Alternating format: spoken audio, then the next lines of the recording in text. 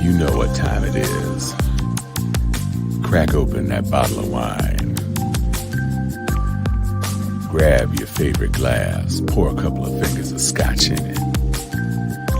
Get that stick, light it, and blow. It's time to hang with Steel Sharpen Steel after dark.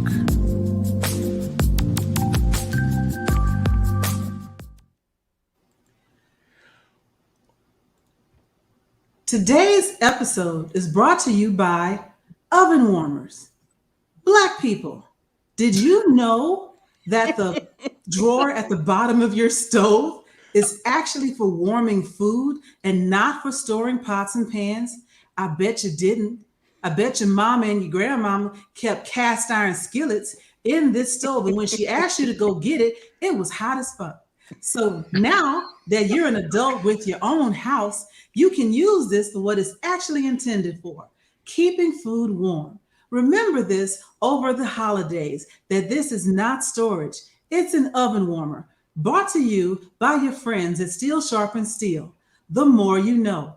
Boom, boom, boom, boom. That was the star. Right? Mm-hmm. Flying across the screen. Welcome, Sharpies, to this penultimate episode of Steel Sharpen Steel. Penultimate. So this is not the most lastest episode. This is the next to most lastest episode. That's the pen part. So welcome. We are not Sharonless. We are Sharon late. But we wanted to start the show and get you all off onto the right track. Mm-hmm. Thank you so much, Joy, for sharing the oven warmerage, because I know that my mother let me know decades ago. But, I appreciate the fact that a lot of folks don't use it in that capacity. But if you ever were told to get that skillet out and you touched it after mama had been making a turkey, then you should realize that no. I ain't gonna lie to you. I got muffin tins and grill racks in there right now, and they're gonna be in there. I live alone. I know when it's hot and when it's not. I live in a 1-bedroom condo. I don't have a lot of space, so things go in there. Hey, I mean, don't be in my kitchen unsupervised. Listen, whatever folks need in order to get it done in their own house, I'm going to grant them leave to do that. But I will just say, now that you know better, just be aware that it is available to you. Because when you're cooking and you're cooking for a big, group of people, you might need that warming drawer for your rolls or for the mac and cheese or whatever. You might very well need all of that. And so since you might need all of that, why don't you just go on ahead and use it the way Frigidaire intended for it to be used. So, all right. Yes, that's right. Go on and she just kicking it. That's right, Joy. You are giving escape vibes. Boy, that was so hood back in the day. I mean, I understand, it wasn't nobody really studying me in my proper English, but every time I saw the name of that girl group, it just grated against my I was just like, come on, y'all. You might as well name yourselves Axe. I need to ask what y'all doing later after band practice. You got a point, though. You got a point. Can I ask you if we about to escape? Right. Do something extra. We are talking to a woman who is living in the Mecca of HBCUs, and we are talking with 2 other HBCU grads, and we are talking to a dyed-in-the-wool sports fan in the space of Chuck Hobbs. So why don't we kick off the show with some excellence in blackness, which we are going to be calling HBCU Spotlight. Chuck, why are so many 6Fers mad and mad, They big mad. mad this week. What is going on? Oh man, and when you say mad, they are mad. I mean, I haven't seen them this mad maybe since OJ got found not guilty back in 1995, and that's not hyperbole.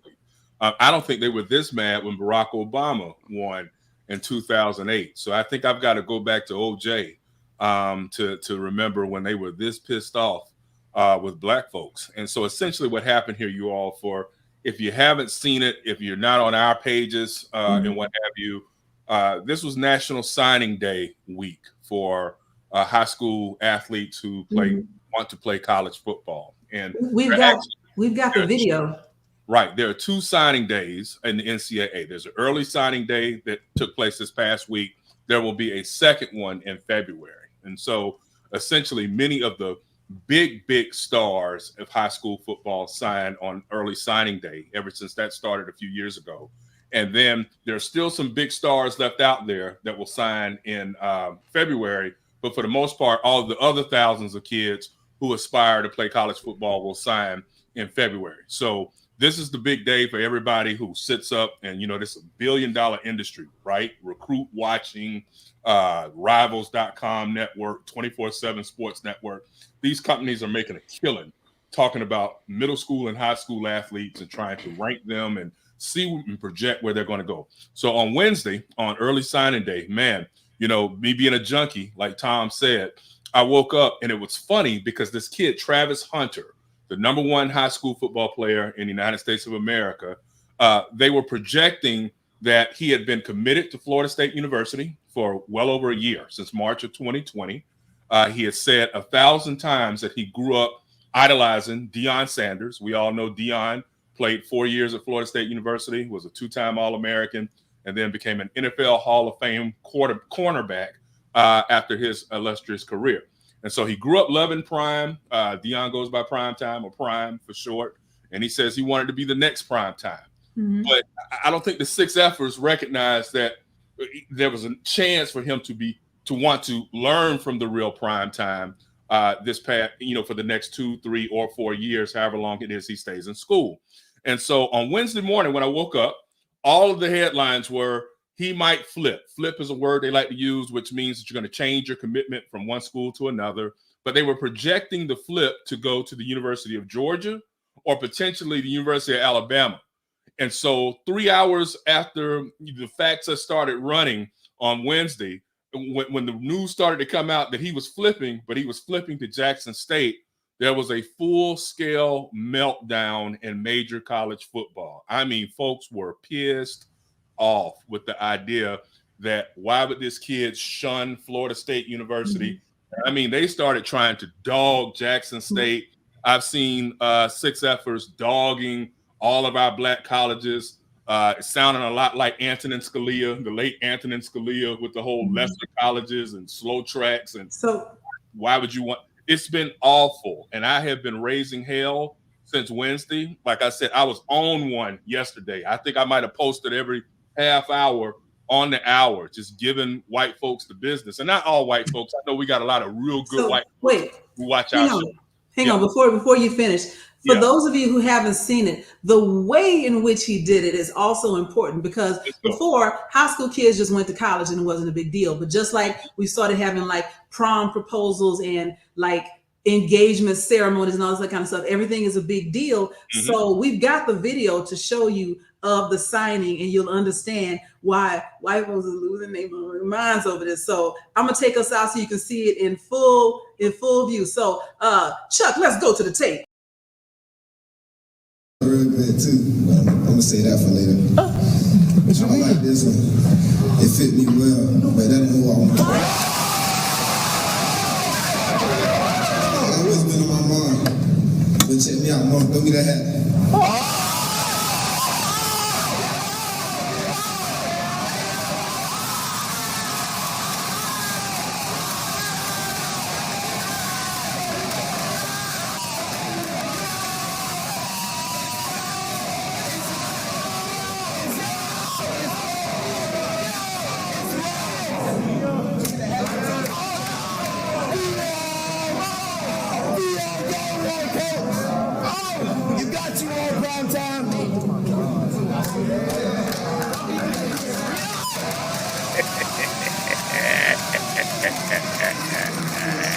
Give me this opportunity. This is a lifetime opportunity. I'm out.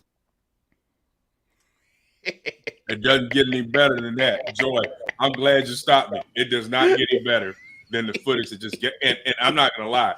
The meltdown started from that moment forward. And I'm talking about, when I'm talking meltdown, I really got a glimpse into what it slightly might have been like 2 centuries ago when Massa lost one of his prize books. I mean, they were pissed off. Like, how you gonna steal my nigga, so to speak? Right. And that's what made my stomach turn, recognizing within the comments that that's what I was seeing. And I have been cussing folks out and being erudite in cussing out since Wednesday, but sometimes literally cussing people out because sometimes SAT words don't do what it they don't embody the right flavor and emotion that you want. Sometimes can I say talk to me, how much this meltdown reminded me of that final scene in Raiders of the Lost Ark when the Ark came out and those Nazis just had the fire come through. It was just like everything just started falling off their face. And the one dude from FSU who posted that he was burning his like framed, signed, certified, autographed, whatever, he just decided he needed to just burnt it. Yeah. And I'm like looking at you, and then the lies with the whole, I promised $2 million in NILs and 999 and all that other foolishness. Right. How about this? And this is something I posted on your page, Chuck. Talk to me. How about just like Naomi Osaka, this young brother decided to prize his mental health and happiness over making some other people happy with a lot of money. Because here's the statistic that most people don't even really internalize. Everybody looks at football or sports as a way out. 0.0014%, not 0.0014, 0.0014% of the high school athletes who attempt or who dream or who think they might be able to get into the NFL. So that's like 14 per 100 million or something like that. It's some per 10 million. Crazy number. Yeah. It's like lottery numbers. It's nobody. It's nobody. Right. Nobody's getting in. They only taking, what is it, like 150 dudes a year or whatever? Yeah. And then your career, the average length of an NFL career is only like 3 years anyway. And so it's like, yes, everybody loves the idea of like the huge Mahomes deal or the Russell Wilson deal or, Cam or Brady. That it's 15 of them dudes. Yeah. Thank you. On top of everything else. So yeah, you might make it into the NFL and you might make it on League Men's and then, maybe you're benched, maybe you play, maybe you're traded, maybe you're just out of gas in 3 years. And so you've banked, your entire family has banked all of this energy and emotional and all this stuff on the idea that you're going to make them all bajillionaires. And it simply is not going to happen. So how about this? How about an athlete goes where the heck he wants to go to school, where he's going to be supported and affirmed by an entire staff that is oriented towards making sure he is an achiever, and he gets the support of a coach who looks like him and who he idolizes so that he can develop his skills. Doesn't get any better, Tom. It doesn't. Yeah. And I think that's what has bothered me. And again, I hate that we have to always use the sum because we get it. Like, you should be bright enough, people, to understand that we don't paint with broad brushes. So we know there's exceptions to the exception. Yeah. We get it, right? But when I'm talking about the white folks who are not in the exception, the ones who, like Tom said, were melting down like at the end of Raiders of the Lost Ark, they really are blown away, y'all, by what Tom just said, which is the idea that one of what they consider to be their niggas would reject all that they've got or what they think they have at Florida State. And I think what really bugs the shit out of me about this is that you recognize within some of the comments, and I'm not even just talking about the ones who haven't been to anybody's college that are the average fans of these schools. No, I'm talking about the ones who've gone to college, who have talked a whole lot of shit since Wednesday. You recognize that they inherently don't value any of our schools. And I was having this discussion with some of my friends who went to Morehouse, some of my friends who went to FAMU. Like, why should we be worried about it? He didn't sign with FAMU. I'm like, you should be, because what's happening here is they're devaluing all of our schools. If they're dogging out Jackson, they're dogging out the quality of Spelman, of Morehouse, and everybody else. And I've had people ask me, is Spelman legal? When I tell them it's like a all-female historically Black college. Is that legal? Can they do that? Wow. Vassar. Yeah. Yes. You remember Vassar? Yeah. Bryn Mawr? Yeah. How about this? Chuck, can you tell me how many coaches FSU has had since Bobby Bowden's era? Yeah, let's go through them. They had Jimbo Fisher. Then they had Willie Taggart, who was the first Black coach in school history. They got rid of him after 20 games, 21 games. And then they hired this guy, Mike Norvell. So that's 3. And he has the same record. No, he has a worse record than what Willie Taggart had under 21 games. And they just signed him to a contract extension. And yet I've got folks all on my page trying to say, Chuck, why do you always inject race? Why not? I mean, what else is it? If Taggart had a better record and got kicked out, and Norvell has a worse record and got a contract extension, one's Black, one's white, you help me understand what it is. Speaking of those bad records, what was FSU's record? This past season, 8-7. 5-7. 5-7. Yeah, they lost 7 games. They only won 5. They looked terrible in most of their games. JSU was 11-1, wasn't it? Jackson State. They're going to be playing tomorrow. Everybody watch the Celebration Bowl. It is sold out in Atlanta. Everybody's going to be there. Celebrities are going to be there. We need to support that bowl game because, again, we need to let the 6Fers know that our products are just as good, if not better, than whatever it is that you can put on the table. And y'all, we're academicians, right? The part that really trips me out and where I've been getting really nasty with people over the last couple of days is this concept of, well, Florida State is such a far better academic institution. Better is in the eyes of the beholder, right? Because I'm like, you put your graduates up. Who are your famous graduates who moved the world? And then let me start spouting off the Black folks who went to HBCUs who have changed the world literally. I mean, doesn't even fucking compare. I don't mean to speak ill of any particular brothers, but Jameis Winston did not leave Florida State with an education.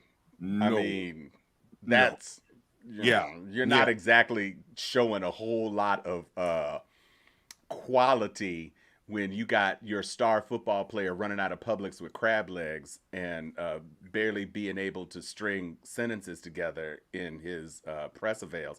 Plus, somebody posted on one of my Facebook groups a statistic about the number of NFL Hall of Famers who graduated from HBCUs versus this whole laundry list of schools. And somebody in the comments said, and this was a skin folk, said, oh, you got to go all the way back to the blah blahs to find those dudes. Okay, but if none of the institutions that are PWIs on this list have any NFL Hall of Famers, what exactly is your point? We still got more than your zero. How are you even qualifying your statement of saying they in the past? Walter Payton is an all-time great. Michael Strahan's still on TV. Yeah. I mean, just get it it's not together. like we're pulling people out the grave. We're pulling people off the street. Correct. And so pulling them out the hall. Right. You are doing a lot. But I don't want to get stuck on just this one dude. No, wait. Go ahead. Because my comments are all encompassing. Okay. So Eden James committed to Howard. And I mean, credit where credit's due.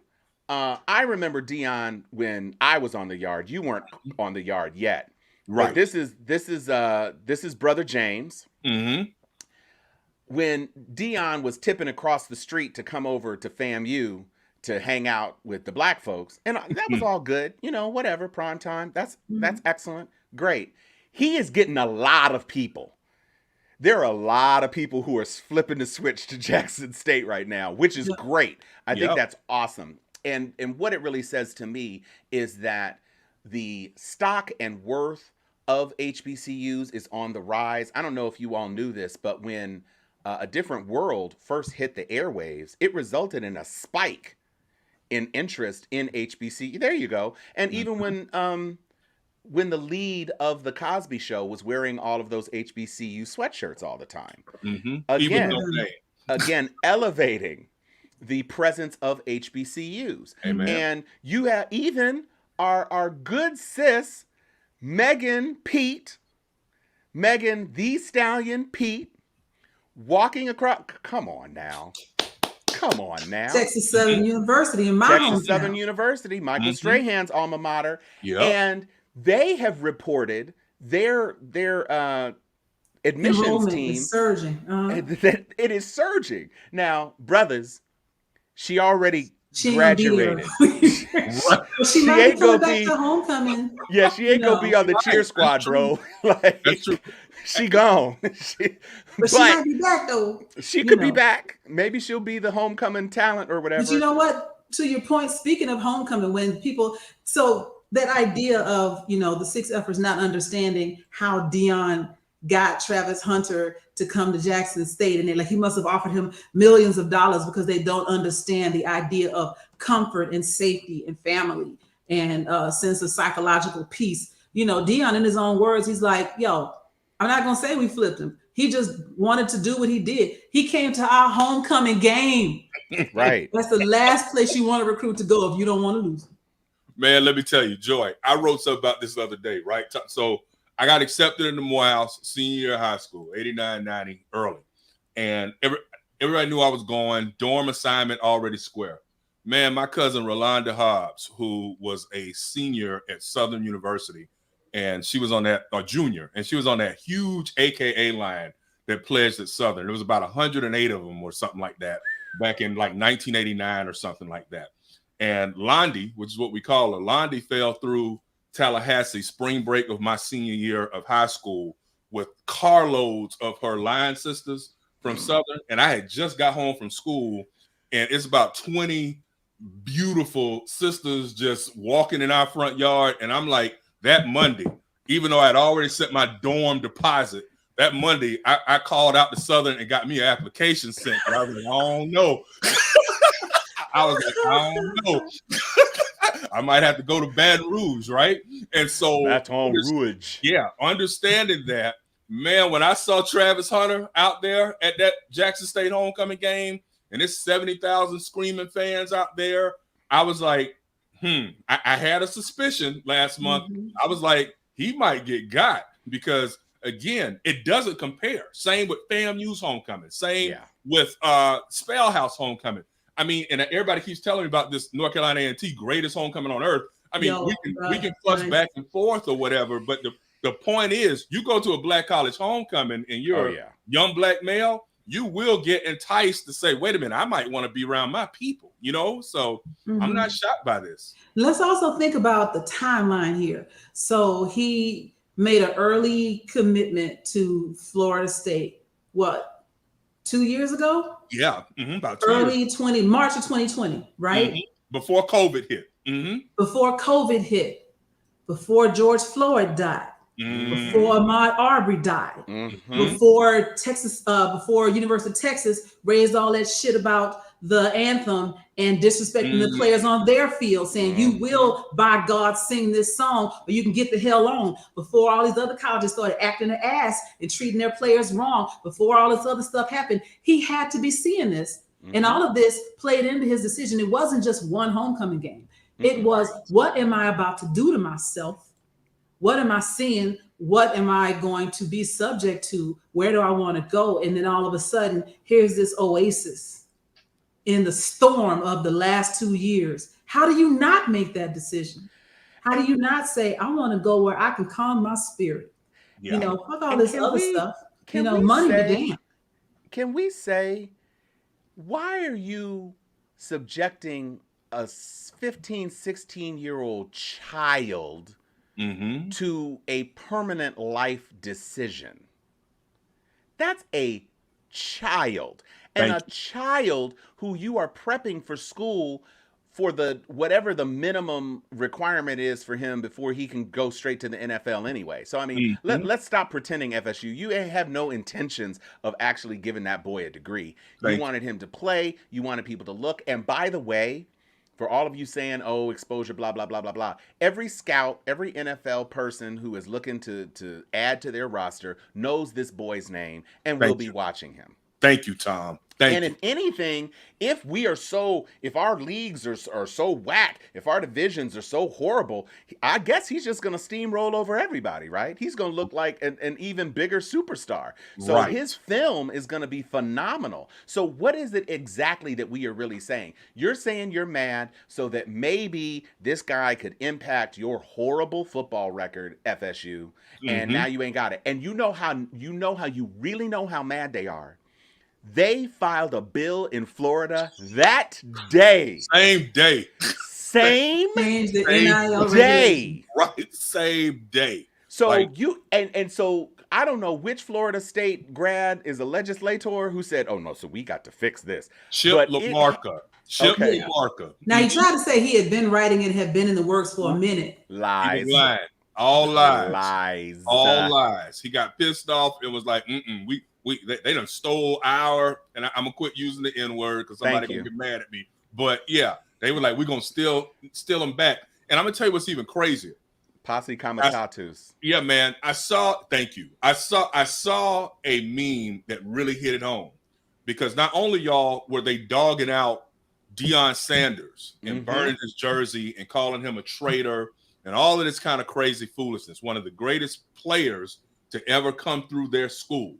An individual who, along with Charlie Ward and a few others, are really responsible for putting FSU on the map. Because let's not act like FSU was always FSU. They started dominating around 1987, and they had their first dynasty from 87 to 2001 under Bobby Bowden. But before then, they had some good seasons here, good seasons there. But they were not a dominant program until Deion and Pat Carter and Sammy Smith and all those guys started coming through in the late 80s, okay? Let me tell you what's interesting. If you can dog out the guy who is your icon, one of your icons of your program, right? Then that sends another signal to parents and young black athletes of, well, that means they'll do the same thing to me if they'll dog Prime out. Hello. Not only Prime, but y'all remember Marvin Jones, the star linebacker at FSU in the early 90s? They used to call him Shade Tree, first round draft pick to the New York Jets, two-time All-American at FSU. His son was a five-star player in this class, and he wound up signing with the University of Georgia. And they were dogging him out too, talking about we need to excommunicate Marvin Jones and Prime Time. And I'm like, you know what? That just goes to show that really it's only about yourselves. You don't really care about the individuals, their thoughts, their feelings, or none of that type of stuff. And I know it sucks because I'm friends with a lot of those guys who played over there at FSU, and they're pissed off about that. I'm talking about a friend with a lot of black guys that played over there. And they're pissed the hell off. They're like, this just isn't right, you know? So that's where it is. So, Joy, there you go. This is exactly the sort of thing that we're dealing with. And I do love how the little Florida State person's eyes are agog. Right, like, Deion is jumping like 9 feet in the air, got his little whistle. Interception. I don't know what they were doing with those ears, though. That's a little elven ears, you said. That's a little crazy. But you know what? Folks, go ahead. There's one other video I wanted to show because there's a guy I started following on TikTok. I got on TikTok. I've lost hours of my life because of it. But he goes by Uncle Dam. I think y'all showed him last week. And he made a great point about this idea of people's of HBCUs, black colleges stealing black players. You know, well, he wasn't specifically talking about that, but just listen to this. Just check this out. Okay. So stitch this and tell me something that white people aren't ready to hear. Your culture is the appropriation of other cultures. Everything that you do have was originally stolen from someone else. You identified it, denounced it, denigrated it, and then took it for yourself. Now even your lies have lies. I love him. I want him to adopt me. Dude. Now even your lies have lies. He preached the word there. That is- That That is Uncle Dam, the is Uncle grand Dam. son Now, on TikTok. Sharpies, we are in segment 1 at the end of the first 30 minutes. We have 5 segments, so we need to move on. HBCU love, Rattlers, and everything else, even though I'm repping what appears to be a PWI, but those in the know why I'm wearing this, so I'm going to claim it. I'm going to claim it right back. And if you like my sweatshirt, shout out to GradyBabyCode.com for giving me this. Actually, I bought it. This was not free, but check them out. So Grady Baby Code. Everybody living in Atlanta need to know about GradyBabyCode.com. They got some fly stuff on their website. And for those of you who was riding with Andre, the new mayor of Atlanta, the incoming mayor, they got a new shirt that lists all the mayors, and Andre just made the sweatshirt. So I'm very happy about that too. Dope. So yeah. That's and nice. I will scrub the ground on them. Yeah, true. Metaphorically speaking. Yeah. All right. Exactly. Do we want to? Let's save Build Back Better for when Sharon comes on, because Joe's her guy, and let's jump right into the January 6th of it all. How about that? Can we just get into it, please? Let's start off slow and easy with the allegations of fraud. Now, we all know that the Kraken and the drip Rudy and Dominion and blah daham, all of this scandalous voting and voting fraud, and that's how the election was stolen, and you know, Turns out there was voter fraud in Florida. Do you see a common thread across these folks? You might be right about that, Tom. Who have been arrested. Now, I will give credit to the middle guy, because owing to his underexposure, he looks like he actually has some gray melanin in him, but no. And each of these thugs, each of these criminals who are vile and assaulting our Constitution and our republic, each one of them voted in Florida and also cast ballots in their original home of residence. So one guy was in Michigan, one guy was Jay a lady. and John. Yeah. So each of them cast at least 2 ballots. Now, it should be said, Ann Coulter did the same thing, but just not in this past election. It's plenty of them who have been pulling shenanigans. But the three that the Kraken never found, but the Podu did, all 3 of them were Trump voters, and they are, shall we say gently, under-melanated. Right. Melanin deficient. Let's just say that. Melanin deficient. Antifa? Yeah. So But you know what's crazy? There's that. Go ahead, Chuck. What's crazy is that, you know, about 12 years ago when Barack Obama was elected, there was all this talk in the mainstream media about the post-racial era, which was like foolishness run amok. But where we really are is, to a great extent, the post-truth era, particularly with our right-wing brothers and sisters here in the United States of America. I mean, these folks really are truth deficient.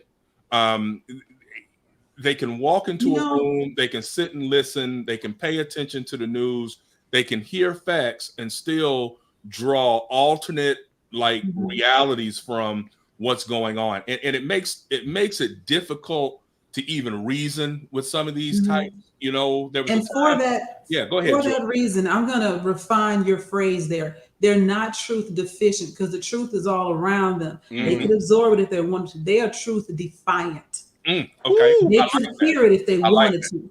They hear this all around them, and they reject it violently. Like, I refuse. You know? Yeah. That's what it makes it hard to talk to them. I mean, it's a waste of time, right? Because you realize, like, they're going to stick to this BS. I mean, they know good and damn well what happened on January 6th. Oh, yeah. You know, the thing that has really tripped me out this week, and I mean, it tripped me out, y'all. I can't even lie. When the text messages hit, when those text messages hit, and you're seeing Sean Hannity and Laura Ingraham and I can't remember the third jackass's name, but you're seeing and Donald Trump Jr. Yeah. texting Mark Meadows saying dad needs to stop this, saying the president is ruining his legacy. He needs to stop this. These are the same people who night in and night out this time last year in December were stop the steal. Joe Biden is not the legitimate president, blah, blah, blah, blah. And yet on January 6th, the main stop the steal media figures were texting Trump saying, you need to stop what's going on. I was kind of shocked by that. I don't know about y'all. I didn't see that coming. That particularly Laura. I don't know who I despise more, Laura, Tucker Carlson, or Sean Hannity. I don't like any of them. Well, but yeah, Hannity is like, I'm out. Like, I'm not with them. Yeah, he did. My name's Paul, and that's between y'all. I'm on vacation until further notice. Well, and the thing that the text messages were bad.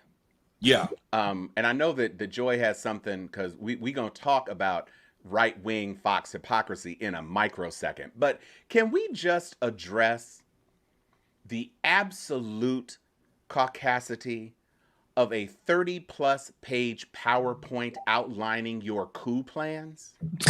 Okay. And how you gonna turn Mark Meadows talk about executive privilege and everything else? How you gonna turn over the whole ass PowerPoint? Not even like translate it into Google Slides. You sent the .pptx Yo, to look at this. Congress. Look at this. Look at this. First Brief of all, senators and congressmen on foreign interference, which is a lie. Declare national security emergency. And in case you are unsure what that means, it means using the military to effect a change in the election of the president of the United States. See? That's exactly what that means. Declare electronic voting in all states invalid. On January 6th. After it's over. How I don't know if you remember Clue, but Madeline Kahn is one of my favorite actors. Right. And she had this thing where she said, flames coming out of the side of my face. Here's my How are you going to throw out the results of an election 2 months after the election and 2 weeks before we have to turn over power and pretend that that's anything other than a coup? That's not even a coup. That's a coup. That's a putsch. That's a hunter. That's a hunter pooch coup. I don't know if y'all used to watch The Wire. What's up, Sharon? I don't know if y'all used to watch The Wire. I'm like a Wire head. I did, yeah. I binge every year, every Christmas. Matter of fact, I'm binging right now. And it reminds me when Stringer Bell told his underling, you in here taking notes on a motherfucking criminal conspiracy? And he snatched the papers out of his hand and tore them up and threw them in the trash. That's exactly what that's like. It's like, hey, we're so on some fuck it that we're going to write down all of this insurrection stuff as PowerPoints. And hey, once it's over, we're going to turn it over to the government because we really are, like Joy said, truth defiant. Can we be clear? And Sharon, you're going to go on ahead and jump in here. Can we be clear? It wasn't just handwritten notes. No. It was typed into something which could be sent ad nauseum with no controls or limitations anywhere across the whole interwebs. That is how stupid of a clown car conspiracy of foolishness these idiots were. I pulled this off the internet today. The interwebs. I Googled it. And you got all 37 pages. I said Meadows PowerPoint, and I got at least 7 of them pages today. Please send it to me. I need it for my Newsweek. I think my Newsweek evening strategy session. Yeah, no, it's tell me what you found, sis. You have that Midas Touch video? I couldn't get the Midas Touch video, but okay. So, but I do have the Fox tweet. Okay, yeah, go on ahead and throw up that Fox tweet. So I'm gonna read this. Yeah, roll. The court says Fox knew exactly what it was doing when it defamed Dominion. The court is describing clear evidence of malice, and that's the ballgame in lawsuits like this. Fox possessed countervailing evidence of election fraud from the Department of Justice, election experts, and Dominion at the time it had been making its statements, the judge wrote. The fact that despite this evidence, Fox continued to publish its allegations against Dominion suggests Fox knew the allegations were provably false. Back to you, Chuck. Now I'm going to give you the dramatic interpretation of what you just read. Now, what the hell I look like lying about Dominion's voting machines? Yeah, I knew I was lying about Dominion's voting machines. Cocaine is a hell of a drug. Yeah, it is. Lightnesses! Lightnesses! Yeah, it is. Tom, you look like you Who have you a seizure. said what I look like? Mm-hmm. Y'all, they out here just wilding. I've never thought. I've always thought that they say they out here wilding. I always thought that was like an exaggeration. They are wilding. Like, just no end in sight to the amount of fuckery. Like there's Caucasity, fuckery, audacity, ridiculousness. trumpery. And then caucasity adjacency, right? Because like I just posted earlier where that idiot Herschel Walker, who has the unmitigated gall to run against Morehouse man Raphael Warnock, the incumbent senator, he's been lying about being a graduate of the University of Georgia. Now everybody who has listened to Herschel knows good and goddamn well he ain't graduated from no University of Georgia back in the 1980s. It doesn't take, you can listen to him for 30 seconds and you can tell that they were just passing him along and keeping him eligible to play football like we've been talking about, right? And so now there's this huge, like everybody in the media is jumping on it like, whoa, so he's been lying that he's a college grad. Of course he has, because he's adjacent to the caucasity and the fuckery. And so he's thinking to himself, like, well, hey, sure, they lie all the time. Why can't I just make up some shit and be truth defiant in my campaign too, and say I've got a bachelor's degree in criminal justice of all. So again, it's ridiculous, y'all. I look, as we get ready to head into the new year, y'all. I actually think that one of the things that I look forward to discussing with you all in the new year every week is this Republican Civil War, because it's actually kind of fun watching the meltdown. There's some serious angst going on over there in the right between Trump and the anti-Trumpers, and it's going to get uglier over the next few months. Let me watch me build this arc. There it is. The young man needs to go to Jackson State by just looking at Herschel Walker. Well. And there before the grace of God goes. But so grace of God. I'm gonna make 2 points to catch up in this conversation, because you know when I'm not on, I'm your biggest fan, so I watched the whole thing while I was getting here. One of the points that Tom started to say, but I lived it, is Deion Sanders had this affection for the set at Florida Agricultural Mechanical University.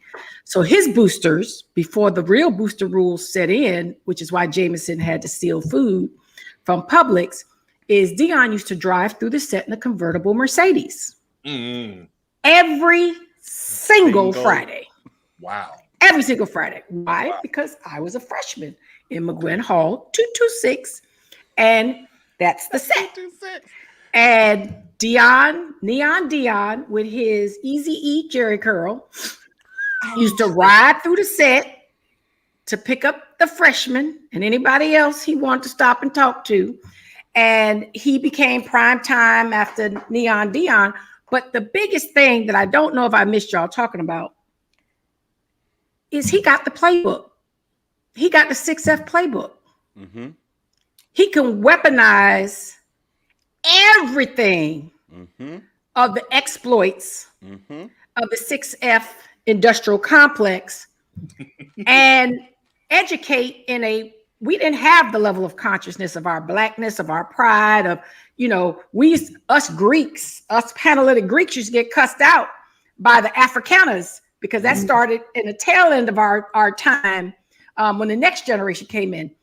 the concept of woke, these young babies, these post millennials, these Gen Zers are woke, right? Mm-hmm. So COVID to George Floyd to everything else, it didn't even take a bunch of convincing. But when you talk about daddies, right? Dion, I made it. I went to Florida State. Let me tell you how they're going to exploit you. Look over there. They produce Herschel Walkers of the world. Right. I'm giving back.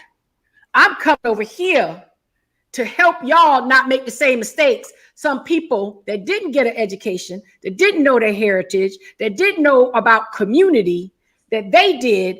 Y'all, you saw George Floyd, that could be you. You see Ahmaud Arbery, that could be you. He has all the benefit of the consciousness and the woke era that happened as a post-George Floyd era.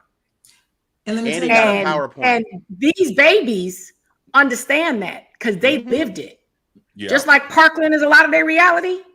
George Floyd, Ahmaud Arbery, Breonna Taylor, all of that is their reality. This is their story. This is their narrative. They ain't got nothing to do with damn COVID. COVID gave them the opportunity to just sit and watch and listen and be educated. They didn't have all them distractions that we had. Yeah. They had to be online going to school. And they are actually more knowledgeable of their current history than we were. Yep. True. These are their scars. So jumping, go ahead, Joy. What else I'm seeing, because I've got my circle of friends and my peer circle in DE&I, a lot of them work in academia, and they've been getting tasked with, private schools and middle schools and high schools saying, please come help us attract more diverse talent to our schools because we're losing out to public schools. And what's happening is our generation is choosing to no longer subjugate our children to these lily white private schools who may give, who are damaging their sense of self for 10 points on the SAT? Yeah. 10 points. You can get a tutor to give them 10 points on the SAT, and you're not even guaranteed that your kid is going to get an extra look or whatever for whatever little private school that you send them to if they're damaged when they get there. One of my friends said that when she was talking to a Black parent and they were talking about the pros and cons of public schools we're talking inner city public schools, they don't have all the best facilities, et cetera. And the father said, I would rather teach my son how to stand up for himself and take a whooping and fight or whatever over a pair of shoes or whatever than lose who he is in a private school. That was his trade-off.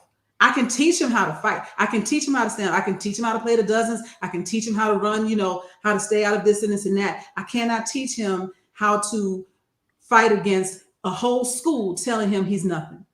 And that was a middle school. And so those changes are happening all the way down the line.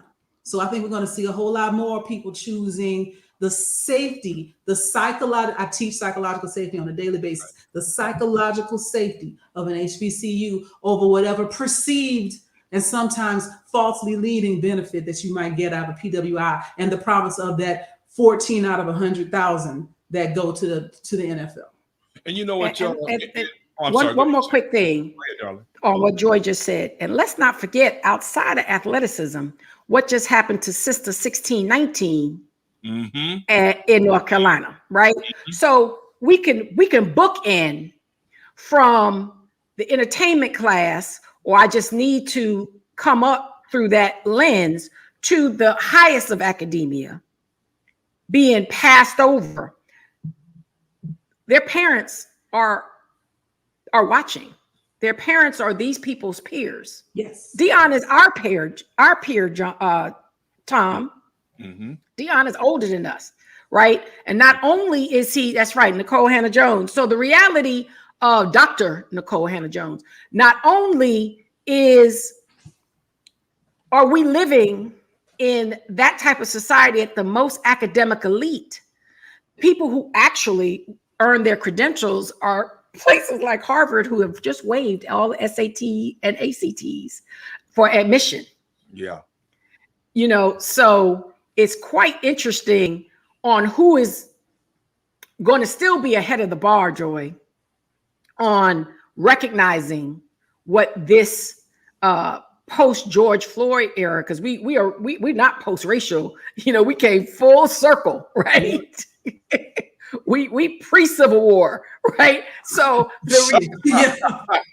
Yeah. yeah. I think we just need to make a T-shirt on that one. Yeah. But you know, Yeah. it is. Go ahead, Chuck.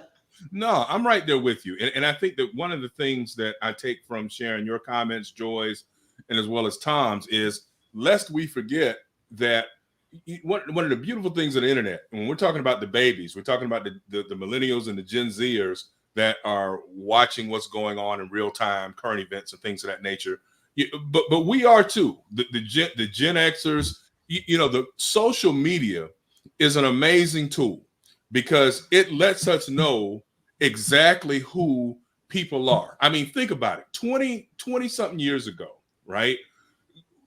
We'd go to work with folks. We might have gone to graduate school or professional school with folks that you never really knew where they stood on issues. And so you might have gone to drinks after work. You might have gone to the club after classes on a Friday with folks who deep down inside, you had no idea really did not like your black ass and black people. Okay. And so one of the beauties of Facebook and Twitter is I sometimes get to sit back in the cut and just watch these folks who will just swear, oh, Chuck's a great guy. That's my guy. That's, you know, I love that Chuck, right? You know, and then I'm sitting there looking at some of the shit they're posting, and I'm like, no, you can't like me, because if you feel how you just wrote, then we're enemies. We're not even acquaintances or friends. No. You're my damn enemy, bruh. And so don't come around me. So it's just interesting to see it all play out. And again, whether you're talking about the January 6th commission or whether you're talking about the damn December 15th signing day, every day we get an opportunity to see where folks stand, and you got to choose sides. I mean, you got to choose up. Who you going to line up with? You're going to line up with righteousness, or you're going to line up with racism? It's on you. But let me also be quick. Let me be quick on this point, what Chuck just said. We know we got a lot of supporters that went to PWIs, right? Mm-hmm. We know, you know, some of y'all also attended PWIs. So the reality of what we're saying, I want us to adopt the immigrants that just come to this country to be educated, right? Use your PWI education, send your kids to PWIs, but donate to HBCUs, right?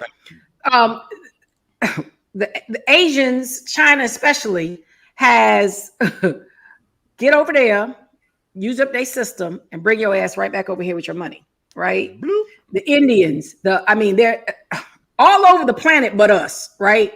Mm-hmm. That will come use America, right? And then take it back to their native land, right? Or take it back to where their community can benefit. And that's where I have to give Dion. No one would have ever seen that coming.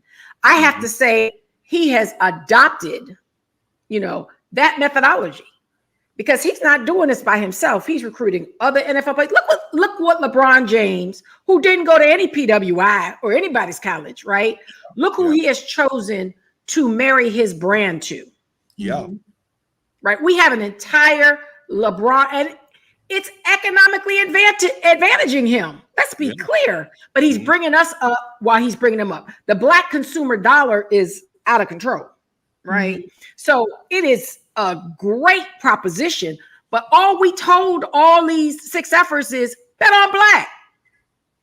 You know, don't just exploit us or discount us or treat us like less than, when there are actually people that understand our economic value and are trying to not just exploit it, because LeBron gonna get a come up. He's trying to honor it, right? Because there's dollars matching it. We're gonna always be spenders, and what we're saying is you don't value. So now but let me put one warning out there. Somebody made a reference to we used to do. Be careful, HBCUs, because white people of anger, not all white people. Okay. Will burn your shit down. Thank you, Sister Joy. Trust and believe that they don't play fair, right? Trust and believe that they're not sitting around. Tulsa. Yeah. January 6th. Rosewood. Tulsa from Rosewood To Tulsa to January Oklahoma 6th. to January 6th. They're Chicago. burning their own stuff down now. So yes, they will burn it all to the ground. I want to So, just run back on I'm something abreast. because it sparked a memory for me. So Andrew is like, in fairness to our recent ancestors, though, they believe access to resources would be better for us. And that's why they fought so hard for our access. We have the benefit of hindsight they did not have. And that is true. But I did read an interesting article when I was researching critical race theory for its origins. And it was a discussion around the people who, the lawyers who wrote the original treaties, if you will, around critical race theory, and the understanding that they were fighting for integration, but the people that they were helping in rural communities who were using the law, to fight for the semblance or the appearance of integration as a threat. Give us equal resources, equal access, or we're gonna come up in your shit where you don't want us. And they never really wanted to integrate. They wanted equal. They wanted separate but equal to be real. They didn't mind being separate. Right. They just wanted equal facilities, equal books, equal money allocation. They didn't want to actually integrate. But the lawyers were like, yeah, integrate. And they were like, no, hey. And so now we have integration. And it wasn't necessarily the goal of the people. It was the goal of the lawyers who thought that's what they wanted. It was an interesting article to understand and to read and to know about. And so the idea that we are, having integrated schools and busing and everything, it was kind of like, ain't nobody really want it, but we got it. So, okay, let's rock with it. And so we find ourselves in some instances being like, we good. We'll take the computers and the knowledge and the books and the internet access, and we're going to rock over here in our Black schools and our Black high schools and our Black elementary schools with all we ever wanted was an equal chance. We don't want that's where affirmative action. Yeah. Integration was married to affirmative action, right? Yes. And they reneged and peeled back a lot of things. That was our era. Me and Tom are 68 babies, right? So by the time, my mother cried when I decided to go to HBCU.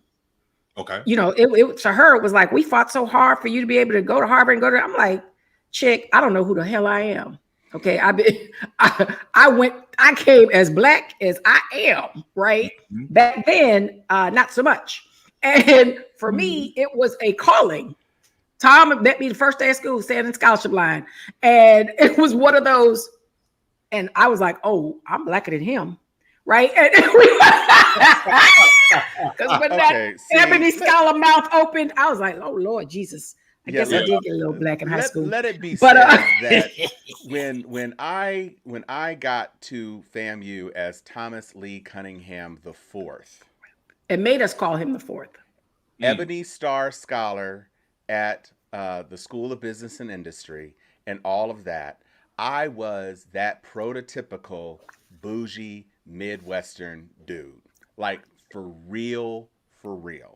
And it didn't even take the Student Alliance for Cultural Development, SACD. That was the organization that Sharon was making an allusion to, that was kind of competing with the MPHC at FAMU. And there was like, it was the whole, this is the De La Soul, wear your Africa medallions. We had an SGA leather president. medallion. Yeah, exactly. We had an SGA president who put a campaign out, and this is why I do not use the N-word today. He put a campaign out when I was either a freshman or a sophomore, and it was, whose N-word are you? Because it was my N-word. That was the whole thing. Mm-hmm. And he put out a campaign of whose N-word are you? Now, this is Florida.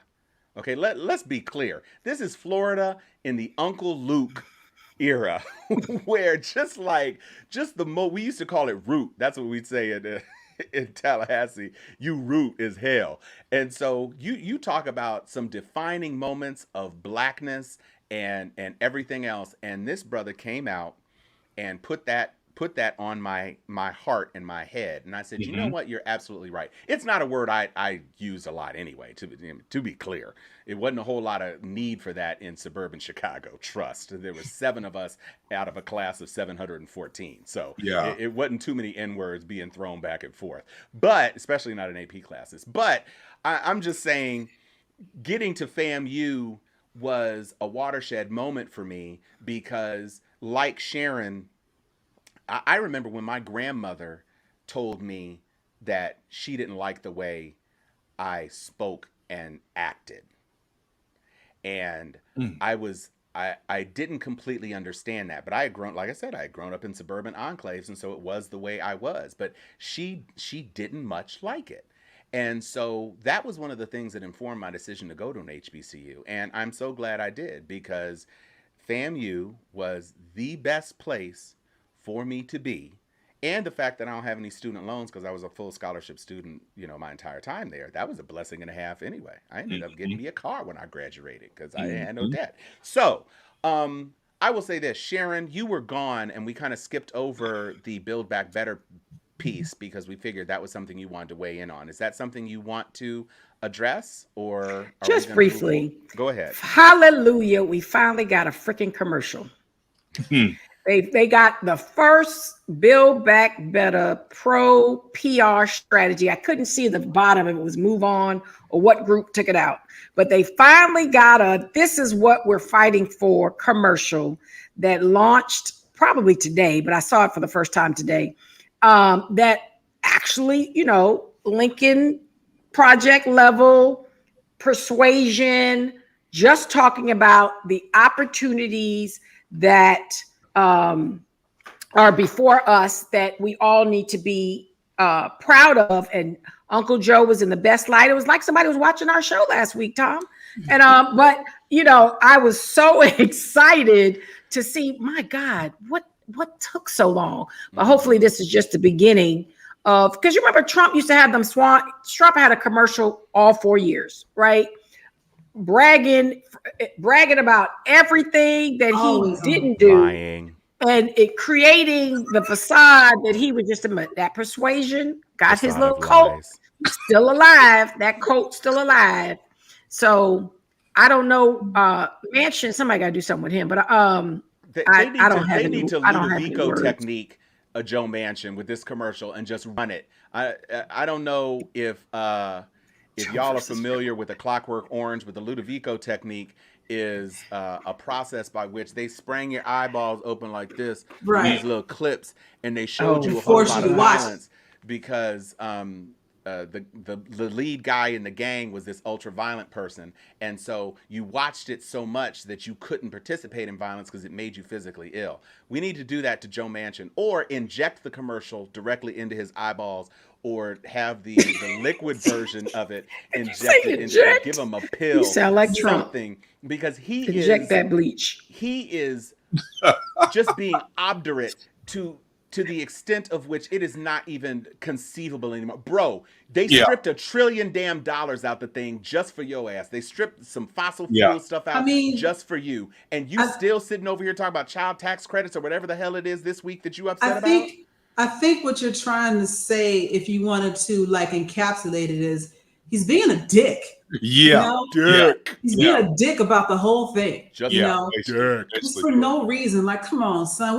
We work so hard, and there's been so much. And one of the biggest complaints that the entire left of center enclave has about the Democratic Party is we can't never get together for shit. And we almost got there, and here you come, oopsie, I'm gonna flip the table, fuck, why? Why would you do this over something that honestly everyone else was like, this is where we want to go, and you're like, you know what? No, why be an asshole about this? He is. I want to skip over a couple of Trump things just because I'm sick of Trump. Yes, I'm good.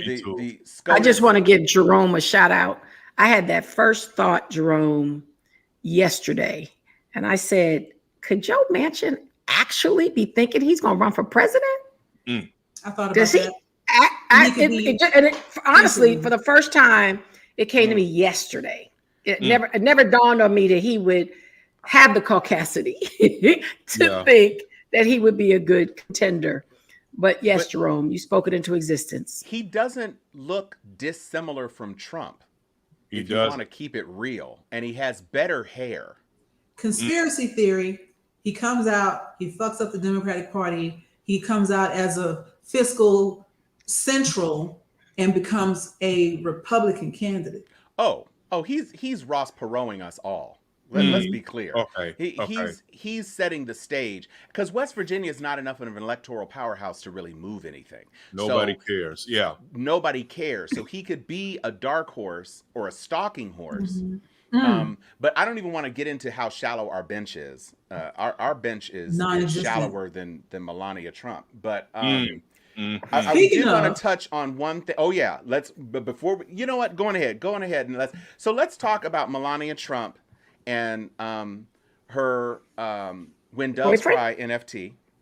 Yes, so I got this one. So Melania Trump, in her effort to be altruistic for some late in the game reason, she's decided that she is going to launch an NFT. And so for those of you who don't know, it's an offshoot or a type of subset of cryptocurrency where you can assign value to a static item. And if you get a piece, a share, if you will, of a static item, as the value of that item grows, your piece of it grows as well. It's like owning a piece of, a Van Gogh or a Mona Lisa, whatever. So she has a painting of a body part that has now become the NFT. And so the painting is of her eyes. And this painting, which I already got off the fucking internet, is the NFT. And as it grows in value, so too will the value of your share of it. But my thing is like, come on, bitch, Prince did this 30 years ago when Doves Cry. Miss me. And once again, you're stealing from Black people. Right. Can we talk about you're also legit stealing from Game of Thrones because girl, you have no pigment and you're calling these eyes cobalt blue. You look like the Night's King done touched your ass with that spear. Like if the Night King was in drag, this would be it. Night King's drag race. I mean, it's just I just can't with her. She is a horrible person. But what I will say, what'd you say? Something else there for a second. Oh no. I would never address a former first lady who's also a porn actress in that way. But what I will say, we were talking about strategy and strategery and the Democrats and we can't get our stuff together. I would like to throw up the peace sign one time for the most effective Democratic legislator currently in Congress, and that is Liz Cheney. Liz Cheney is the vice chairman of Pelosi's committee. There she is. And she Miss Cheney, if you're nasty. She is channeling her inner Karenitude to a degree which cannot be measured on the Saffir-Simpson scale. I mean, look at her face. I mean, that is, I won't even call that, I'll call it resting Democrat face because I don't want to call her out her name. Like, no, for real. Like, if fuck your feelings was a face, was it in would a be picture. this. I mean, exactly. bro. Yeah. So Meadows, tried to pull his stunts. He gave over a whole bunch of emails and messages and things, and then decided he was going to call executive privilege. And both she and Benny Thompson was first. Bro, you gave us this stuff, and now you're saying we can't ask you questions about the stuff that you gave us, which clearly is not privileged because you gave it to us. And so it's nonsensical. It doesn't make any sense. And Liz, I mean, the way I put it is that Liz Cheney stabbed him like you had it coming in Chicago. And Mark Meadows ran into her knife 5 times because it was like this thing, this thing. And it was just like, dude, what are you? And they found you're in contempt of Congress, bro. You in contempt of Congress. Tom, she was on his ass like that prosecutor was on the McMichaels guy, bruh, in cross-examination. Bruh. Yeah, where it's just like, ooh wee, this is ooh wee. Watch. Look at Liz Cheney. Ooh wee. Look at Liz Cheney. So she did all of that. She did every single solitary piece of that. And so I don't know that I ever envisioned before November 2nd, 2022 or 2020 that I would say this. But Liz, I got a plate for you with the cookout, sis. Like, There it if you is. want some extra yams, you know, I don't know if you're doing low carbs. We can get you like some grilled chicken breast or something. You can definitely have some potato salad. You Yeah. can, Keep completely your own raisin raisins free, in your own Liz. plate, but Yeah, we'll teach- we're not gonna give you the potato salad that the person that we didn't set it on the table. You get Mima's potato salad. Yeah, we're gonna teach you about seasonings. You've some earned that right. seasonings. Mhm. You've earned. we might earned even teach you to seasonings. wobble. Oh. Speaking about plates and cookouts, y'all saw that our 6F brother who was given the 4 stages of every. Yes. If you haven't seen it, go to the Steel Sharpen Steel Facebook page, and he's got the 4 stages of like a wedding reception. It starts with like the electric slide, and it ends with the wobble. Yo, this little white boy is cutting a rug. Like, clearly he's been to several cookouts. It's something to see. You got to check it out. Yeah, please do check it out. But another thing, speaking of things that are on the Steel Sharpen Steel page, is a bit of a cultural phenomenon. Yes. That has happened over the past, I don't know, I guess about a week or so. R&B, I don't know, what would you call, ladies, you all would be best to describe Tank. What is Tank's designation in the canon of R&B-itude? Because I don't know about any new Tank music since, I don't know, like the mid-90s, but... If Hood and B was a thing... Hood and B. R and Hood. You said R and Hood? I think Hood and B is better. Hood and B. Yeah. I think Hood and B is better. Mm-hmm. So Tank is a person who is a strong vocalist, doesn't have a catalog to perhaps back up his ability, like a lot of people. But he has managed to stay around, partially because I think he does some acting. And unlike a lot of black R&B singers from the 90s, he can still take off his shirt and not be embarrassed. So the ladies still respond to Tank. And so Tank did this thing where he said, for some reason, I don't know why he even picked this song, but he said he was going to do the Can We Talk challenge. And he insisted that people sing it with a full chest. Now, sing it with your chest. Yeah, I took exception to that because Tevin Campbell was 13, and it wasn't enough of a chest for him to sing with his full chest anyway. And the chorus, which Tank enjoined people to sing, is actually pretty soft. It's mostly by the background singers. It's not like, I mean, Tevin is singing along with it, but he's not punching it. It's not a punching part of the song. He has parts of the song where he does punch, but that part of it is not. So he inspired this challenge, and a whole bunch of people started doing it. Some people are doing a really good job. There are some people with some beautiful lyric tenors who are doing runs and melismas and all that sort of stuff. And there's this, I don't know if you all have seen, there's a white woman who does all of her little things. And she could sing. Mm-hmm. She could sing, and she got her little fuzzy sock on her microphone, and she leans in way close to the camera, and she just Adele's it to death. Basically, she could sing too. But there are some people who like Lunel. She ain't do such a great job. Lil Boosie came out and did a whole treatise on how he was upset that he hates the song now. Just let that man's voice be in peace. Dang, Boosie. Boosie was hot. Yeah, Boosie. But we even had our Sharpies weigh in. And one of our favorite Sharpies, in fact, my good chapter brother, Harry Brown, made his own contribution. So roll that beautiful beam footage. Hey, what's going on, everybody? Happy Thursday to everybody. Listen, I'm working from home today. I am in between meetings. And so I just thought I'd just come on here and just do something that I normally would not do, just to surprise myself. I'm going to give this thing a shot. Now, listen, this thing is so far out my range, okay? I don't really know. I don't even know why I'm even trying to do this. But we'll give it a shot. Don't beat me up too bad. Take all mistakes in love, and don't judge me too harshly. So y'all just let me know what you think. But I'm going to give this thing a shot, all right? We're going to have a little fun today. All right.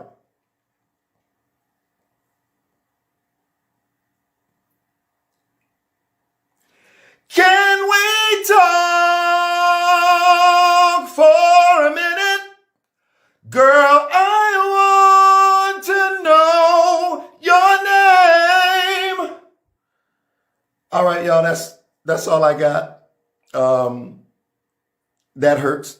I think I need some water. So listen, everybody have a wonderful Thursday, and I'll see you sometime. All right. I need some water. All right, bye, y'all.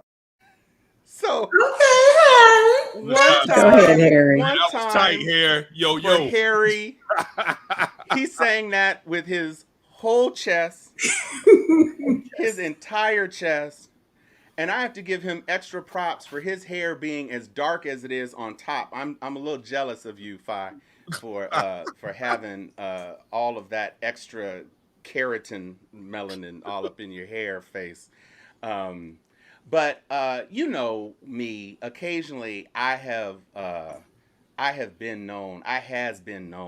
You know he wasn't gonna let occasion. you know you were gonna get away with listen that, to Harry. slide, right? All And this that is damn 20-minute setup. this is Right. not Look at the microphone. yeah, this is not about Harry so much as it is about the fact that I've seen a lot of people do the challenge, and everybody's doing the chorus, and the chorus is cool, but it's not like the only piece of the song, right? So I mean, there's a whole lot to the song, and because there is a lot to the song, my favorite part of the song is not the chorus. My favorite part of the song is the bridge going into the last chorus. He about to do a whole different, y'all. Get it, Tom. Get it, dude. Okay. Go ahead, Tom. So let's see. Okay. One more chance with you again, and I will not let it go. If we give me just one more chance for love. Can we talk for a minute? Girl, I want to know your name. Can we talk for a minute? Girl, I want to know your name. Them newts be singing, don't they? Can we talk for a minute? Come on and talk to me, baby. I want to know. Somebody tell me your name, baby. There we go. That was my Can We Talk challenge. Hey, you and Harry need to get together And Joy, Harry, and Yeah, Tom. Joy had all the background. Yeah, Joy be wearing it out too. She low key can sing. She be Joy trying was to like, I ain't about to let you get all this shine, Tom. That's what I'm trying to say. I know that's right. I felt all of me and Chuck were just watching, like, That's let's what see I'm how this gonna play out. Chuck, let's see how this gonna play out. That's what I'm trying to say. Okay. I got to give it to my light-skinned brothers and sisters. Yeah. Especially because they keep this at the bottom all the damn time. That's what I'm trying to say. They keep, hey, you know what I'm saying? Like, it's all good. All 2 good. hours in. 2 hours in, he gonna try to shuffle. It's an hour and 19 minutes. Whatever. 2 shows Give us we a never script. left the bottom. But no, y'all sound great, man. That was dope. So I can't wait to our Christmas special in a few days. Oh yeah, the Christmas special. You two got to get together. We want y'all to come prepared, coordinated. Oh, so are we gonna do "Baby It's Cold Outside"? We give y'all 2 minutes and 30 seconds. I'm doing straight Eartha Kitt. Okay, Santa Baby. God. Okay, Santa Baby. We could do that. We're gonna put them on timer, Chuck. But y'all gonna be the intermission. We let y'all be the intermission. They're gonna cut our mic after 5 minutes. I'm a log in. I'm a log in the back end. So we have a couple of things as we wind down the show, we did want to make space for people who are celebrating and giving crema cheer, and who want to give shout outs to loved ones as we approach the turn of the year. We know we thought that 2020 was the worst, and 2021 said, hold my beer. Mm-hmm. We are hoping that 2022 will actually be more betterer. And Omicron said, hold my chablis. So we don't know what is going to happen just yet. We do not know what is going to happen. But we would like to make space of, I would like to say a shout out to my parents. I'm going to be spending the holiday, in actually your neck of the woods, Sharon and Chuckles, further south. Yeah. Why are you doing this before the 23rd? Go ahead. Well, this is a precursor. You know, some people might be traveling or something on the 23rd. So we're just. I haven't seen your dad in so long. Newt doing good? He is. Yeah. He's doing well. Doing well. Right. Mm-hmm. That was unconscious. That was not me. It's all good. I was just channeling all your his mom, DNA. Chuck, because if I knew he was I going to let you vote get Dr. away with that, Hobbs. Coach would have been like, Coach would have been like, how you gonna let my baby be on there? How you doing good? I know not that's being right. a grammarian. Yeah, I know that's right. That's not good. True that. Father God. Do you have anything that you want to say that is a precursor for next week? If you do want to share something, how about you guys? Oh, I need Temptations versions of Silent Night. There you go. Mm-hmm. Silent Night. It is. Get it, Otis. Yeah, that wasn't Otis. We give you 75 seconds for that. Yeah. Well, I can do. I'm doing the production parts. schedule already. Yeah, I can I'll do try the to hit bass. the high part. Oh, I can. Oh, yeah. You know. Oh, okay. You two get together with that. I might give y'all a whole 2 minutes. Okay. Oh, Santa Claus goes straight to the ghetto. Okay. Yeah. Oh, Ooh, yes. Come on, James Brown. There you But so go. wait, so the show is Thursday. Go ahead, Tom. But wait. So somebody said Santa Claus goes straight to the ghetto. I did not know until this week. I was this week years old when one of my Rattler brothers informed me that James Brown had a whole entire Christmas album. An album. Just one song. A whole Christmas album.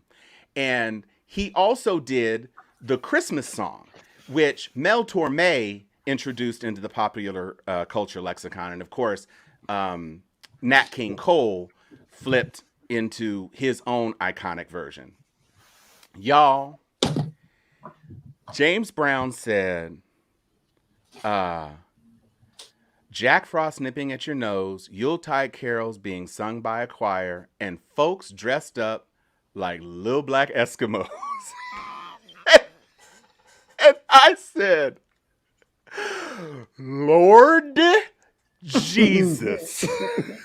I could not. Wait, I'm announcing here that on December 31st, I will retire from the U.S. Senate. Look at God. Wait, who is this? Who said that, Vera Jordan? Who said that? That's Vera Jordan. I think she's joking. No. Oh. Look at God. Wait, Vera, who are you talking? You have to put in the chat who you're talking about, Vera.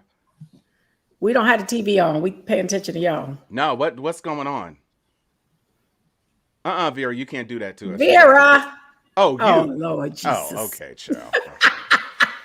All right. So,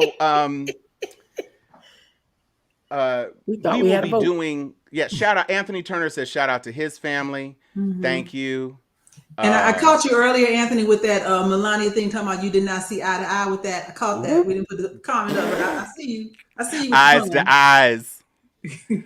This is what it sounds I saw like my mama join. when doves' eyes. Shout out to Mother Letman. Barbara Letman joined in a while, but she ain't been on in a while.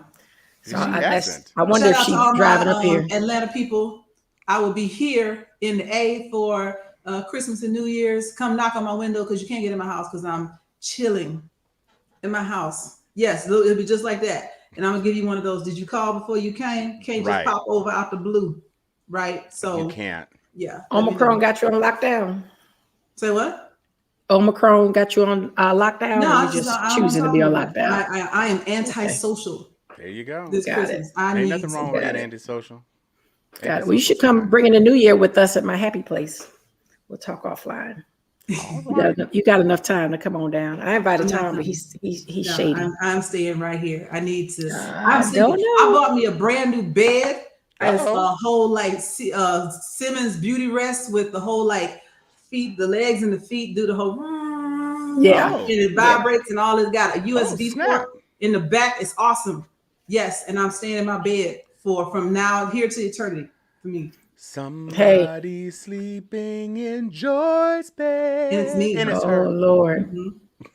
Oh, you just can't stop singing now. We done started. Yeah, no, you started. You done opened the floodgates. That's you. That's on you, Harry. You done opened the floodgates. See, this is what I'm talking about, Chan. The only people knocking on my door are from Amazon and UPS. Yes. I got some Amazon packages today. I'm good. Yup. Thank you.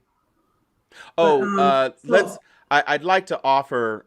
This was not on the schedule, but I do have family in Kentucky. I'd like to offer prayers and support for those who were impacted by the horrible tornadoes that ran through Kentucky. If you are able and inclined to, I'm sure that Red Cross and other organizations are in need of funds to provide support to those persons. And please support anybody but Rand Paul in Kentucky. Absolutely. Absolutely. And we wish everybody, we'll be back next Thursday. December 23rd at 6:30 p.m. Eastern Standard Time. We're going to get there early. 6:30 p.m. Eastern Standard Time. Tom will have the promotion up this weekend, right? Hey, Barbara Letman gave us a shout out. Fun group. Hey, Mom. No Sharpies, just fun group. We're just fun group. Okay, fun group. I like it. Well, folks, I don't know what happened to Chuck. It's not. Well, Jerome, we hope you join us at the day after your birthday. Yeah, that's right, Chuck. Your birthday shout out. We're gonna be good and crunk. Even at 6:30 in the afternoon. Crunktastic. Yes. Because I'll be off. I'll be pre-gaming from the 21st on. There you go. Yes. Pre-gaming. Mm-hmm. Pre-gaming. So perhaps we can leave you with this question. This is something that popped up on a timeline. And so I want you to ponder it as we break between today and next Thursday. Is the Grinch an ethnicity, a name, or a job? Let that marinate in your head face. Is it? I got one. Go ahead. Ethnicity, a name, or his job? So go ahead, Sharon. What's your question? No, this is something to ponder as well. That's what I'm saying. I know you don't have to pitch up, but I just need a poll from all those watching. What do y'all do with the bottom drawer underneath your stove? Oh, you old. We already did that. Oh, y'all did that today? We did that today. Here it is. How y'all gonna use my meme against me? It was our sponsor for the day. Today's show was brought to you by the bottom drawer of the stove. I can't believe I missed that part. You said you were gonna be on. Yeah, but that's my meme. But that's the sponsor. That's the sponsor. You did it. You did do the whole thing. It was such a great setup. You know, we had today's show was brought to you by the bottom drawer. It was awesome. And congratulations about the publication. I put it back up, but we didn't say it. Because I said my mama uses hers for the cast iron skill. Harlem storage. Renaissance Reader, congratulations. Congratulations. Yes. And CJ says cookie Oh, sheet congratulations. storage. Yeah, I Paul got says- muffin tins and cookie sheets and grills. Cast iron. I just did anybody fess up that they knew it was a warmer? Well, I mean, my mama told me, but Bougie Bob down here, he I told you. oh, come Bougie on now. Bob. got I you, didn't know. Bougie Bob. Okay. Yeah. Here, you get that for that. Now we in the basement. We both in the Black basement. people. See, thank you. Um, Put up Andrea. Yeah, Sincerely okay, so black this is- people. sincerely black Right. people. There you go. So. and raise your hand if you leave the light on in the stove as a night light. Oh, absolutely. Come. But that's So I just can common find my way sense. to- Nobody Mine wants to stub burnt their out toe. the other day, Joy. Mine burnt out the other day. And it took an act of Congress for me to figure out how to change it. I literally had an electrician come over and change. No one wants to stub their toe when they're walking into the kitchen to get their Some glass of water. water or anything. Leave And the did you light know on. there's 2 bulbs under there? Things I No, just really? didn't know. Mm-mm. The more you know. Boom, boom, boom. I feel like I'm growing up at 53. Adulting, Literally. ladies and I'm gentlemen. it's called- adulting a little It's late. adulting. Mhm. So I Literally. mean, I had the She maintenance guy. said on my block. home economics in the early 1970s. That's what's wrong with us children. They wanted to make academic. and that's why Thank my mama you. knew Thank you, man. because my mom was a home ec That- major. But did you see that shots fired? That was a shots fired. That's what's wrong with y'all. Y'all wanted to be all uppity and shit. Should have been in there learning how to cook. I am so not mad. I literally begged, can I please get now? You are not allowed to be in home ec. But everybody in my family knows how to cook. I don't care. Go to the AP hall. I'm like, I just want to be in home ec. You don't need home ec anymore if you have YouTube. They be doing all that stuff. Although I ain't gonna lie. YouTube still didn't tell me nothing about that bottom drawer, damn it. Well, that's what TikTok. mi- is I told you I got muffin tins. Am I, and grapes is in that my bottom Amy or drawer am right I? now. And I Ami- robbed my maintenance guy $10 I to thought it change was the a battery. mill, in but my- it's Amy. my, It's Amy. smoker thing. AMII. It's either Yeah. Amy or am I, depending on. She put home ec, so it's Amy. Yeah. So Now this is a come up. The She grilled chicken in the threw bottom drawer. shots fired at me. yeah, well, see the gas. See, that's where the gas stove is where it really comes on because that's the broiler.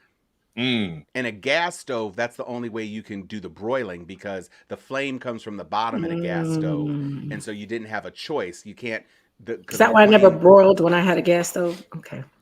Well, Whew. You learn so Just much deprived. I Deprived. now have an air fryer and a little Emerald Lagasse. Just bought my first little air thing. fryer. So I love those names. Say, girl, you got HBO Max in the air fryer. Don't be letting people talk any kind of way to you. I know that's right. I'm special And now. and And with look, that, y'all, I graduated. I have a bottle. what? of Look at wine. you. Look at you, No Joy. boxes. Look at I'm you. afraid that when you open that bottle of wine, you broke the 7th seal because it was all about the boxes. Let me with see. you. And Well, everybody This is- make sure you got what is that? Okay. What A wine is pocket that? crush. Who Crush? A something pocket crush. crush. Okay. Oh, Yes, it's a red blend. You know I like red The blend. prisoner will be in full effect this Thursday. Prisoner is good. You know what? What is it? Is that the 19 Crimes with Snoop Dogg on the front? Because Snoop Dogg's Snoop Dogg's label wine is good too. is Because good. I only drink red. I And a friend had- bought me Oh, sweet. Snoop's bottles, and I was quite impressed. I had What's his Snoop's name? wine at homecoming. 40 water. My case of the E40. prisoner arrived. E40 has his own vineyard, and his label is good too. Okay. hmm And he learned from some mistakes he made earlier. I want to say maybe 5-6 years ago when his vineyard first came out, and he was letting it be known that he was E40, that white people would not buy a rapper's wine Right. unless you was Snoop. And so now he has completely changed his persona, and he is going by the Let me name get that some. nobody knows of him. But yeah, he has a vineyard, and So his now wine is good. he's Edward Fortham. Good one. CJ says that one is good, and I'm not a huge fan of reds. I don't know how I feel about that, CJ. I It's a don't know. very soft red blend. I'm big on red blends. It's good. It's a good if you like. So if you want to Oh, try we to could- get into we red could wines, turn it's up. good intro. I am Miss Red Blend. We could turn up, Joy. Oh yeah. So with that, I'm I've Tom already Cunningham. turned up because I'm out. I'm Chuck Hobbs. Wow. I'm Sharon Letman Hicks. And I am Joy Stevens. Peace up. 8 times And down. this is Steel Sharpens Steel. See you Thursday. Yeah, you know what time it is. Crack open that bottle of wine. Grab your favorite glass, pour a couple of fingers of scotch in it. Get that stick, light it, and blow. It's time to hang